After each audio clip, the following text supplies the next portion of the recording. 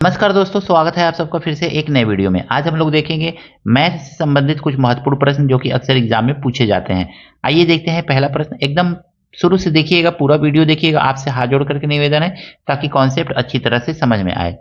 दो संख्याओं के वर्गों का योग 100 और उनके वर्गों का अंतर 28 है। संख्याओं का योग क्या होगा? मान लीजिए पहली संख्या जो है ना वो आपका a है, तो a का स्क्वायर कर लीजिए। अब प्लस दूसरी संख्या b मानिए तो b का स्क्वायर कर लीजिए। कह रहे हैं दोनों संख्याओं के वर्गों का योग जो है 100 है। फिर आपसे प्रश्न में कहा गया है दोनों संख्याओं के वर्गों का अंतर, तो a स्क्वायर और माइनस b स्क्वायर, इनका अंतर कितना है? तो 28 है। इन दोनों संख्याओं को क्या कीजिए, दो इक्वेशन बना है, इन दोनों को जोड़ लीजिए। तो b से b तो आपका कैंसिल हो जाएगा, ये आ जाएगा 2a square is equal to आपको मिलेगा 128।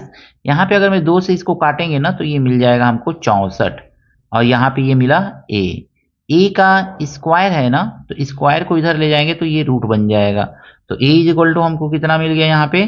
तो a इज इक्वल टू 8 मिल गया। अब इस a का वैल्यू जो है इसमें रख दीजिए। तो a का वैल्यू अगर मैं हम इसमें रखेंगे दोस्तों तो ध्यान से समझिएगा, a स्क्वायर है ना, तो a स्क्वायर का वैल्यू तो कितना आएगा? 64 आएगा। तो हम लिखेंगे 64 अब प्लस b का वैल्यू b स्क्वायर हमको लिखना है यहाँ पे, और बराबर 100। 64 को ले जाके माइनस कर लीजिए तो b square is equal to हमको क्या मिल जाएगा? 36 मिलेगा। माइनस करेंगे, b स्क्वायर है ना, 36 हम जानते हैं कि 6 का स्क्वायर होता है। स्क्वायर से स्क्वायर कटेगा तो b बराबर हमको कितना मिल गया? 6 मिल गया। यानी कि अब पूछ रहा है आपसे कि a प्लस b बताइए कि a प्लस b कितना होगा। तो हम जानते हैं a 8 है और b 6 है, 8 और 6 को जोड़ देंगे तो 14 आ जाएगा। ये आपका आंसर हो गया। ऑप्शन नंबर सी इसका सही है। अगला प्रश्न है 739 गुणे 672 गुणे 527 गुणे 341 में इकाई का अंक है। तो आपसे दिया गया है ना, पहले थोड़ा सा समझ लीजिए इसको। 739 गुणे 672 गुणे 527 गुणे 341, इस तरह से प्रश्न दिया गया है आपका। आप क्या कर सकते हैं ना, इसमें जो इकाई के अंक को छोड़ करके सबको हटा दीजिए। इकाई के अंक से आपको मतलब है, तो बचा क्या आपका? 9 गुणे 2 गुणे 7 गुणे 1 बचा। अब देखेंगे ना तो 9 दूनी 18, 18 में हमको इकाई के अंक से बस मतलब है 8 बचा। अब 8 का 7 में गुणा कर लीजिए, 7 गुणे 1, 8 सते 56, 56 में भी हमको इकाई के अंक से मतलब है, जो शेष बच रहा है उसको काट दीजिए। और 6 एकन्ने 6, तो 6 सॉरी ये 1 है, 6 एकन्ने 6, तो ये आपका इकाई का अंक कितना आ गया? 6 आ गया। यहाँ से भी कर सकते थे, 9 दूनी 18, 8 बचा, 8 साते 56, 6 बचा, 6 एकन्ने 6। तो बस डायरेक्ट भी आप कर सकते हैं मात्र सेकेंडों में, और अगर में नहीं समझ में आ रहा इस तरह से बाई प्रोसेस भी इस तरह से आप क्वेश्चन को सॉल्व कर सकते हैं। ऑप्शन नंबर सी इसका सही है। प्रश्न में कहा गया है 5 5 4 3 7 पे पावर 173 में इकाई का अंक है। सबसे पहले हम देखेंगे ना तो 173 को 4 से भाग दे लेंगे। 4 से भाग दे करके देखेंगे कितना आ रहा है। 4 चौको 16, 4 चौको 16, बचा आपका 1 3, और 4 तिहाई 12, ये आपका आ गया 1। तो इस तरह से एक शेष बचा। इसी शेषफल को जो है ना इस पावर की जगह पे लिखना है, और इकाई का अंक मालूम करना है। तो इस नंबर से हमको कुछ मतलब नहीं, केवल इकाई का अंक लिखेंगे। तो इकाई का अंक लिख लिया, और 4 से भाग देने पर जो शेषफल आया है उसको लिख लेंगे। अब आपके दिमाग में आएगा क्वेश्चन ना कि अगर मैं यहाँ पे 4 से भाग देने पे पूरा कट जाए तब क्या लिखेंगे? तो उस कंडीशन में यहाँ पे 4 लिखा जाता है। अब 7 का स्क्वायर करने पे यहाँ पे सॉरी 7 पे पावर 1 है, और 7 पे पावर 1 का वैल्यू 7 ही होगा, यानी इकाई का अंक क्या हो गया? 7 हो गया। Option number C. इस प्रश्न में कहा गया है ना 2 7 9 7 पे पावर 153, 2 7 9 7 पे पावर कितना दिया गया है? 153 दिया गया है। अब मल्टीप्लाई 372, 372 पे पावर कितना दिया गया है? तो ये 72 दिया गया है। अब देखिए 153 को अगर मैं 4 से भाग देंगे ना, 153 को ध्यान से समझिएगा, इसमें 4 से अगर मैं भाग देंगे तो 4 तिहाई 12, कितना बचेगा आपका? 3 बचेगा, 33 हो जाएगा, 4 बटे 32। तो 32 हो गया। शेषफल कितना बचा? 1 बचा। तो हम यहाँ पे क्या करेंगे, हम जानते हैं कि केवल इकाई के अंक से मतलब है, तो हम 7 पे पावर कितना लिख लेंगे? 1 लिख लेंगे। इसी तरह से ना अगर मैं इसको भाग देंगे ना 4 से तो 0 आएगा, शेषफल 0 बचेगा, पूरा का पूरा कट जाएगा। तो हम जानते हैं इससे तो मतलब है नहीं, केवल 2 लिखना है, और 2 पे पावर क्या लिखेंगे? तो 4 लिख लेंगे। ठीक है, जब 0 शेषफल बचे तो 2 पे पावर पावर के रूप में 4 लिखा जाता है, और शेषफल जो बचता है अगर में कुछ बच गया तो उस कंडीशन में वो शेषफल लिख दीजिए। 7 पे पावर 1 का वैल्यू 7 ही होगा। अब मल्टीप्लाई 2 पे पावर 4 का मतलब हो गया 2 दूनी 4 दूनी 8 दूनी 16। अब हमको तो इकाई के अंक से मतलब है ना, तो ये दहाई वाला अंक हटा दीजिए, और 7 गुणे 6 करेंगे तो हमको कितना मिलेगा? 7 छके 42, यानी कि ये 42 मिला। हमको इकाई के अंक से मतलब है, तो इकाई का अंक कितना आ गया? 2 आ गया। तो ऑप्शन नंबर बी इसका सही है। अगला प्रश्न है दोस्तों, 9 पे पावर 93। 9 पे पावर क्या दिया हुआ है? 93 दिया हुआ है। अब मल्टीप्लाई करके माइनस है, माइनस 7 पे पावर कितना दिया हुआ है? 59 दिया गया है। अब हम यहाँ पे देखेंगे ना, 9 पे पावर 93 है, तो 93 को 4 से अगर मैं भाग देंगे तो जो शेषफल बचेगा वही 9 पे पावर लिख लीजिए।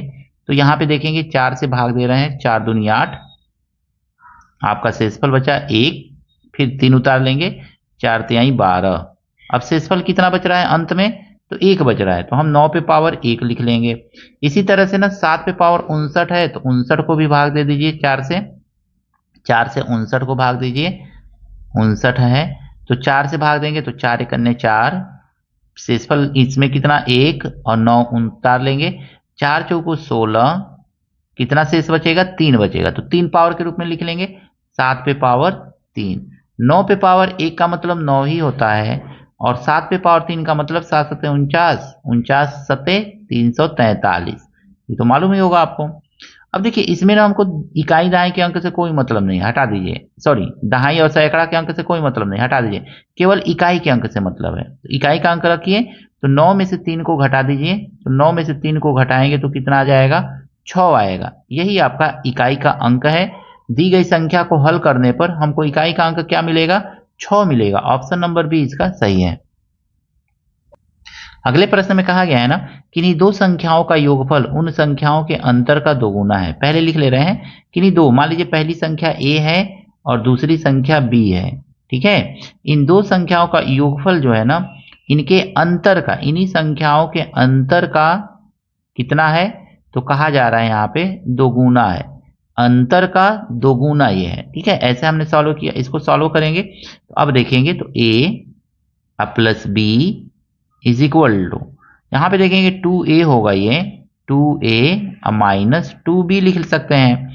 a को आगे भेज देंगे तो a आगे जाएगा, b इधर आ जाएगा, तो b प्लस 2b हो जाएगा, और यहाँ पे 2a माइनस a लिख लीजिए, बाई प्रोसेस थोड़ा समझ में आ जाएगा। 2b और b 3b हो जाएगा, और a कितना? ये a आ जाएगा। ध्यान से समझिए, a जो है, a का वैल्यू अगर मैं a बड़ा होना चाहिए, a का वैल्यू बड़ा होगा, a माइनस बी की है ना, तो a का वैल्यू बड़ा, अगर मैं a को 10 रख देंगे ना तो गड़बड़ हो जाएगा। तो हमको क्या रखना है यहाँ पे? b का वैल्यू 10 रख लेना है। तो a बराबर, अगर मैं यहाँ पे हम b बराबर 10 मान ले रहे हैं, कहा गया है कि एक संख्या 10 है, तो b बराबर 10 मानेंगे, तो a बराबर हमारा कितना आ जाएगा? 3 गुणे 10 आ जाएगा, यानी कि a बराबर हमको कितना मिलेगा? 30 मिल जाएगा। तो इस तरह से आप दूसरी संख्या ज्ञात कीजिए। दूसरी संख्या हमको ज्ञात हो गया, यहाँ पे कितना है? 30 है। ऑप्शन नंबर बी इसका सही है। अगला प्रश्न है, प्रथम 20 प्राकृतिक संख्याओं का योग क्या होगा? जब भी ऐसा प्रश्न देना, आपको देखना है प्राकृतिक संख्याओं का योग, तो n प्लस 1 बाई 2 इस तरह से कर लेना है, इसी फार्मूला का यूज कर लेना है। n कितना है? प्रथम 20 प्राकृतिक संख्या है, और गुणे 20 और 1, n का वैल्यू 20 रखेंगे, 20 और 1 21 हो जाएगा, बाई 2, 2 से इसको काट देंगे, ये 10 आ जाएगा। डायरेक्ट आप लिख सकते हैं 10 गुणे 21, और 10 गुणे 21 करेंगे तो कितना आ जाएगा? 210। तो ये आपका आंसर हो गया। प्रथम 20 प्राकृतिक संख्याओं का योग कितना है? तो 210 है। ऑप्शन नंबर बी इसका सही है। इस प्रश्न में कहा गया है ना 9 पे पावर 19 प्लस 6 भागा 8 से भाग देने पर शेषफल क्या होगा ज्ञात कीजिए। हम सबसे पहले लिखेंगे ना 9 पे पावर 19 को 1 लिख लेंगे और भग्गा दे देंगे हम 8 से। 9 को 8 से भाग देंगे ना तो हमारा क्या आएगा 1 आएगा। तो अब हम क्या लिखेंगे 9 पे पावर 19 प्लस 6 अब भग्गा कितना था आपका, तो ये भाग देना था आपको 8 से, इज इक्वल टू 9 से 9 को भाग देंगे ना तो कितना शेषफल बचेगा, तो ये आ जाएगा 8 एकन्ने 8 1/8, यानी ये शेषफल 1 बच जा रहा है। तो अब हमको इस कंडीशन में ना 9 के पावर 19 की जगह पे हमको 1 लिखना है और 6 प्लस 6 है तो प्लस 6 लिख लेना है। 6 और 1 कितना हो जाएगा, तो आपका 6 और 1 7 हो जाएगा। 7 में 8 से भाग देंगे तो 7 ही शेषफल बचेगा। ऑप्शन नंबर सी इसका सही है। आशा करता हूं दोस्तों ये सभी प्रश्न आपको अच्छी तरह से समझ में आए होंगे। कहीं कोई त्रुटि है, कुछ गलती है, कमेंट करके जरूर बताइएगा। मिलते हैं नेक्स्ट वीडियो में इसी तरह के कुछ नए प्रश्नों के साथ। Thank you, best of luck.